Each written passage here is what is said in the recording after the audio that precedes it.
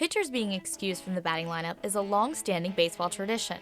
After graduating from the high school competition, pitchers are typically phased out of the batter's box. When they get to college, they stop hitting. They're not good enough to hit at the next level. They can probably hit at the high school level a little bit, but once you get them at the college level, they're better off just worrying about pitching. Once in a while, you'll get the rare guy that is a legitimate two-way player, but they're rare. They're not. They don't come around very often. Senior Logan Cozart is that rare guy Coach Smith references. He's the only member of the Bobcat bullpen to get his chance to bat after making his transition from field player to pitcher. Well, I think it puts a lot of pressure on me, but I like pressure. I don't mind it. I don't shy away from it, but it's different.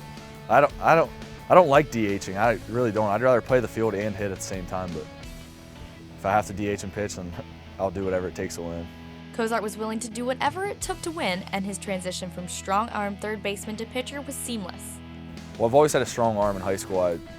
All I needed was a fastball, and then when I came here, they were going to try me out as a pitcher at the end of my freshman year because I had a strong arm. And then after I had injured my hip my sophomore year, I couldn't hit. Coach was like, "Well, let's try you out as pitcher," and from there it's taken off.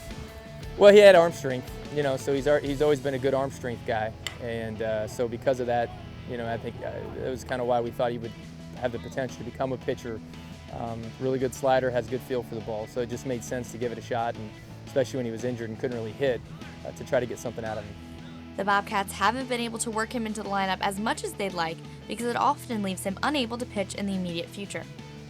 His success as a closer this season has made him crucial to the bullpen. And while adding pitching to his baseball resume has not only shown his versatility, but given him an edge from the batter's box.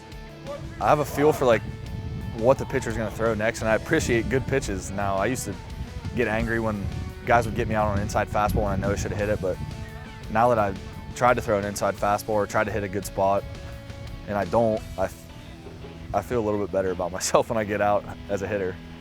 Well, he's a competitor, so when he goes up there to hit, he's going to compete and he's going to give you a good at-bat. So that's a big reason why I think, he's good in a lot of different scenarios, and what makes him good on the mound is what potentially could make him good as a hitter. We're to see if there's more at-bats for him to get as the year moves forward. Not only is Cozart responsible for his usual bullpen practice, but when the pitchers end practice and head for the weight rooms, Cozart stays back for some batting practice with the team. Well, I focus more on pitching because I only get pinch hits. Every now and then I might get an at-bat every couple games, so I'll just focus on my pitching at first, and then I'll jump in with any group and get my swings in, usually.